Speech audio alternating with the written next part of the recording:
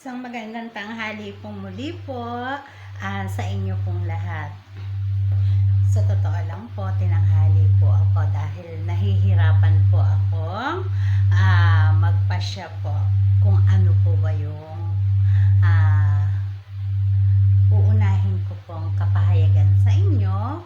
Yun nga po bang ipagpatuloy ko ang nilalaman ng banal na libro o yung pong kapahayagan po ng ating banal na Espiritu Santo na kung kaya ko na daw po ay ipahayag ko daw po sa inyo dahil napapanahon na po.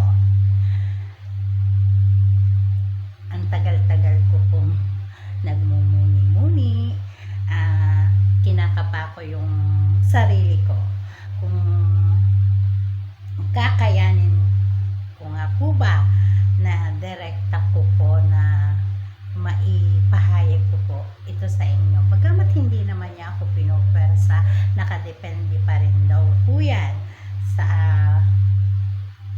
pagpapasya po.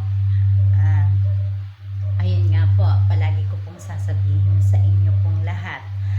Gaya po ng dati, sa umpisa po ng kahit na ano pa man pong kapahayagan ko, wala po akong ipinakikilala po para po sa sarili ko. Ako po isa pong aba po na tagapagpahayag lamang po kung ano po ang nilalaman ng banal na libro, na ang lahat ng nilalaman nito ay nagmula po sa ating banal na Espiritu Santo at yun nga po sa mga iba pa pong extra pong kapahayagan gaya po nito. Susubukan ko po na ipahayag po ang mensahe po niya sa abot po ng kakayahan po ng kaalaman at pangunawa ko po bilang ako po. Ayon po sa ating banal na Espiritu Santo, hanggang kailan daw po ninyo susubukin ang Panginoon po ninyo? Hanggang kailan daw po ninyo susuwagin ang Diyos na kataas-taasang totoo? Sobrang dami daw po na naglalabasan, na yun naman nga po ay nakatala po sa iba pong libro. Sobrang dami daw po. Ayon po sa kanya na talaga po ang gusto nila ay sila po yung makakuha po ng kanya pong trono. Bagamat ang atin pong Diyos na kataas-taasan ay hindi naman po nakikipag-agawan o nakikipagkompetensya kahit na po kanino. Ayon po sa kanya, ang mga kapangyarihang huwa daw po na ang lahat daw po ng kampo ng dyablo, ng demonyo, ni Satanas po ay nagsanib persa na pong lahat po para makuha po yung huwad na kapangyarihan. At dahil nga po huwad po ito, ang kapangyarihan po niyan ay nagmula po talaga po sa kampon po ng kadiliman upang tugisin po ang mga putian po, yung mga taong nagnanais na mamuhay ng kalugod-lugod po at maglakbay sa tama pong landas o daan po. Sobra na daw po. Sobra na po ang karumihan po ng sanlibutan. Ang sanlibutan po'y hindi lilipulin. Ang lilipulin po dito'y ang lahat po ng kampon po ng kadiliman. Ginagawa nyo na daw po ang lahat. Nagtutulong-tulong, nagsasanib persa na po ang lahat upang nga po maghasik po ng kalagiman. Ang nais po nila magtaglay ng kapangyarihan po na hihigit pa po doon po sa kataas-taasan, at ang inaakala po nilang pinakamabisa pong paraan po ay ang pag-inom po ng dugo sa dugo at pagkain po ng laman sa laman. At ang sino man pong tatanggi ay tinutugis po nila. Ayon po sa ating banal na Espiritu Santo, ipahayag ko po sa inyo, para dun po sa mga putian na nagnanais pong manatili po sa tuwid na daan. Huwag daw po kayong matakot. Magpakatibay, magpakatatag, dahil may Diyos na totoong nakatunghay po sa inyo. Ano man pong panggigipit ng gawin po ng kampon po ng kadiliman, huwag po kayong bibitaw.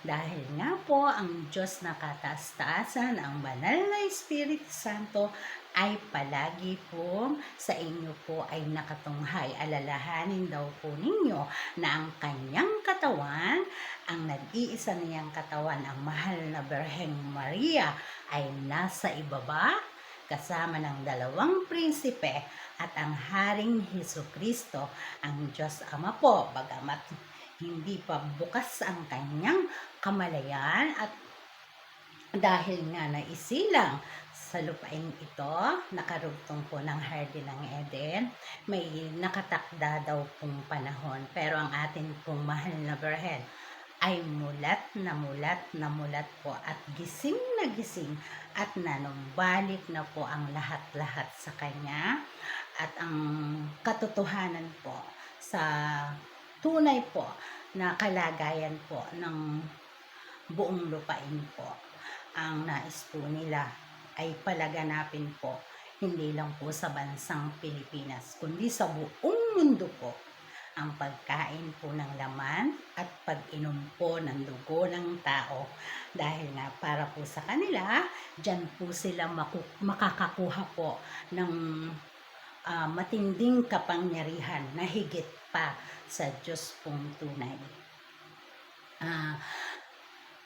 Ayon po sa ating banal na Espiritu Santo,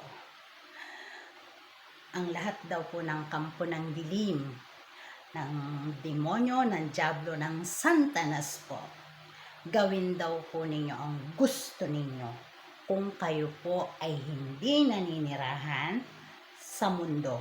Dahil ang mundo po, alalahanin daw po ninyo na ang may hawak niyan ay ang mahal na Birheng Maria, ang katawan po ng Diyos na kataas-taasan ng banal na Espiritu Santo. Bagamat ang lahat ng hirap, pasakit, dinanas po ng kanyang katawan sa ibaba. Nabura ang alaala, halos 1-2 beses, akala niya kung sino lamang siya.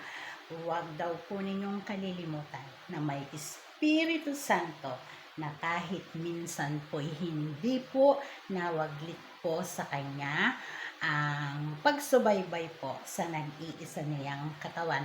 Wala pong nalilihim po sa kanya.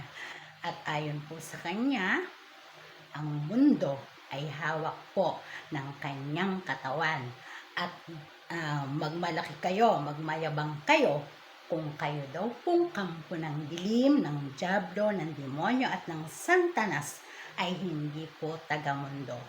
Alalahanin daw po nating lahat na ang mahal na Birheng Maria na tinutugis po ninyo ay ang inang kalikasan, ang may hawak ng mundo.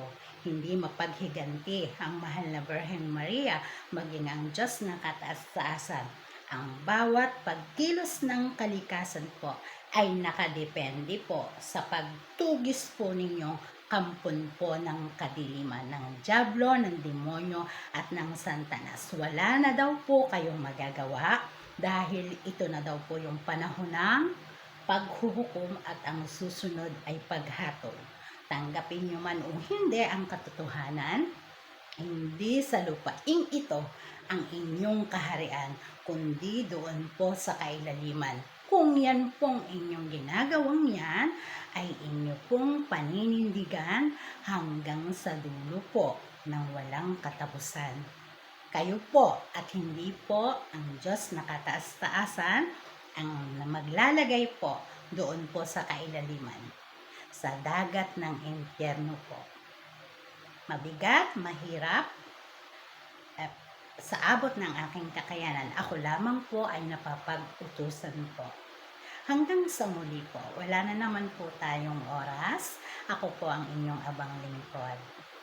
Paalam! mabuhay po tayong lahat. Hanggang sa muli po. Bye-bye!